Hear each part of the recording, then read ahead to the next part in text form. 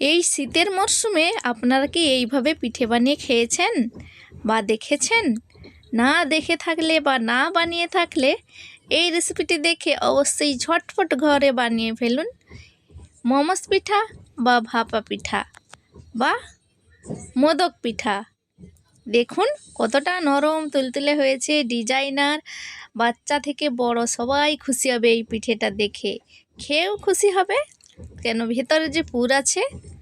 তো ঝটপট বানিয়ে ফেলুন বাড়িতে, শুধুমাত্র চাল আর ময়দা দিয়ে। ময়দাটা নাও দিলে চলবে, চালটা দিতেই হবে। তো দেখুন কতটা নরম হয়েছে। হ্যালো ফ্রেন্ডস, মিঠু কিচেন ব্লগসে আপনাদের স্বাগত। আজকে আমি বানাবো মোদক পিঠা। তার জন্য নিয়ে নিয়েছি 3 চামচ নারকেল গুঁড়ি, আর নিয়েছি 2 চামচ চিনির গুঁড়ি, নিয়েছি 10 টাকার একটা প্যাকেটের মিল্ক পাউডার আর আখের গুড়। তো এই সবগুলো উপকরণকে আমি মিশিয়ে নিচ্ছি। তারপরে হালকা দুধ দিয়ে, 1 চামচের মতো দুধ লাগবে, ভালো করে মিক্স করে নিন, বা কড়াইতে আপনারা নেড়ে পুরটা তৈরি করে নিতে পারেন। আমি এভাবে নেড়ে চেড়ে মিক্স করে নিলাম। এটাকে আমি একটা সাইডে রেখে দিচ্ছি। আখের গুড়টা গোল গোল হয়েছে, তাই আমি একটু চামচ দিয়ে ভেঙে দিলাম। দেখুন পুরটা তৈরি হয়ে গেছে।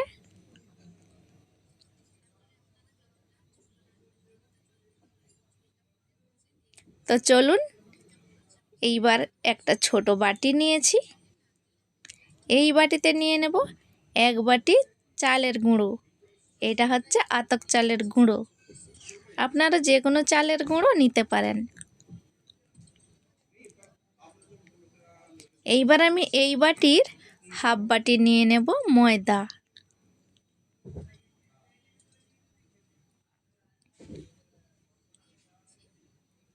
দিয়ে ভালো করে আমি মিক্স করব। এবার দিয়ে দিচ্ছি সামান্য নুন। মিক্স করে নিচ্ছি শুকনো উপকরণগুলো।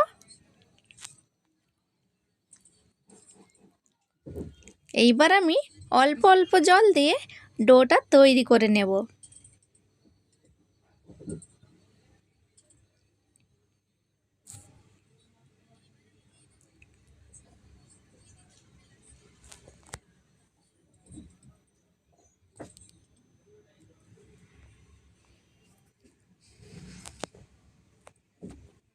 আপনারা চাইলে কড়াইতে গরম জলের মধ্যে নুন দিয়ে এই ডোটা বানিয়ে নিতে পারেন নেড়ে চেড়ে। তো আমি হাত দিয়ে মাখিয়ে ডোটা তৈরি করে নিচ্ছি।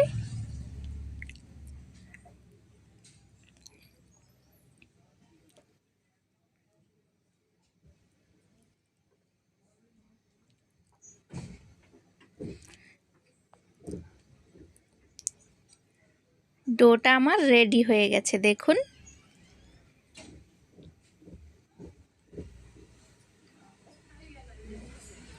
ডোটাকে রেডি করার পরে 10 মিনিট রেস্ট দিতে হবে।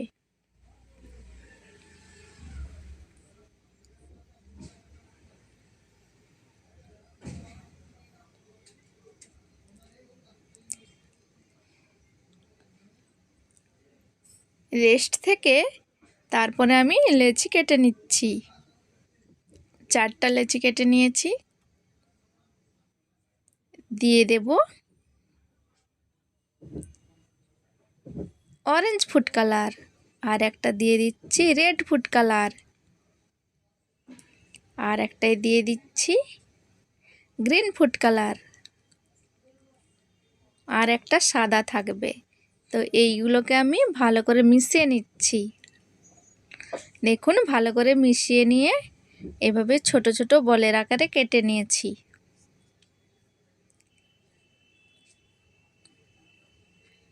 তারপরে হাতে করে একটু গোল করে লম্বা শেপের করে নিতে হবে।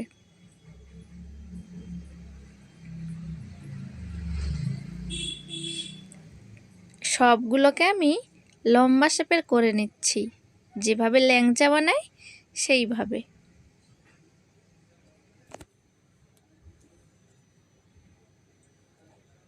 কত সুন্দর লাগছে দেখতে।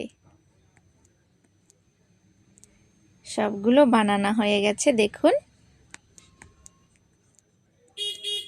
এইবার আমি একটা একটা করে নিয়ে সাজিয়ে দিচ্ছি।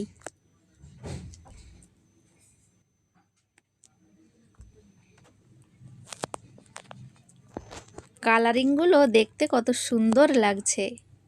আপনারা চাইলে বিট, গাজর, পালং শাক এগুলোর রস বের করে এইভাবে আটাটা মাখিয়ে বানাতে পারেন। তো দেখুন আমি কিভাবে বানাচ্ছি। আমি 7টা লেচি দিয়ে এইভাবে একটু হাত দিয়ে হালকা হাতে জেঁকে জেঁকে দেখুন কি বানাচ্ছি। প্রথমে একটা ফুলের মতো বানিয়ে নিয়েছি দেখুন।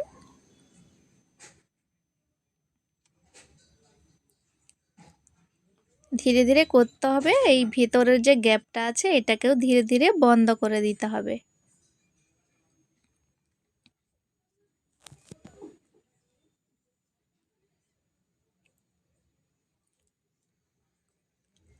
এবার আমি হাত দিয়ে একটু থেপসে দিচ্ছি।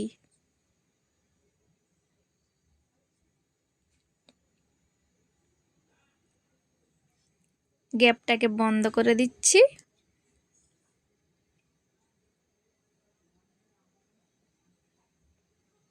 দেখুন একটা বাটির আকারে হয়ে গেছে, খুব সুন্দর লাগছে, পুরো যেন ফুল।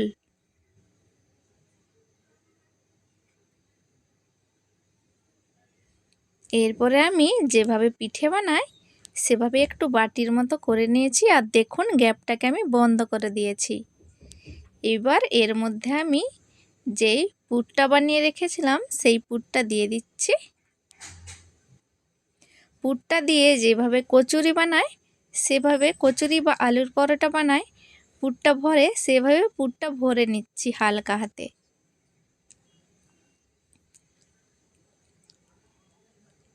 দেখুন এইভাবে ধীরে ধীরে বানাবেন, এইভাবে তৈরি হয়ে যাবে। মুখটা দেখুন সূচের মতো রাখতে হবে। ওয়াও, দারুণ হয়ে গেল দেখুন। বাড়িতে কিন্তু অবশ্যই বানাবেন, আর বানালে আমাকে কমেন্ট করে অবশ্যই জানাবেন।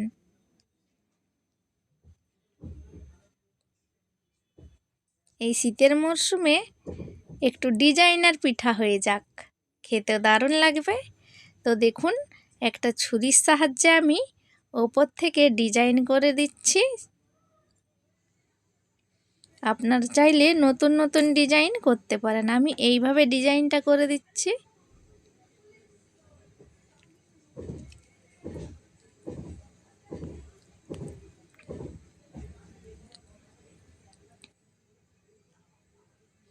তো তৈরি হয়ে গেছে আমার একটা পিঠে।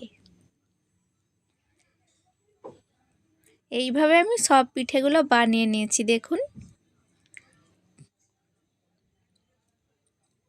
আগে থেকে আমি একটা স্টিমে গরম জল রেডি করে রেখেছি দেখুন।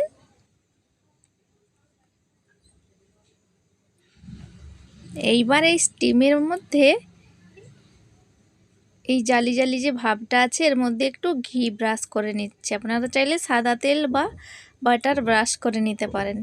তারপরে একে একে আস্তে করে এগুলো বসিয়ে দেব। বসিয়ে দিয়ে ঢাকনা দিয়ে 10 মিনিট অপেক্ষা করব।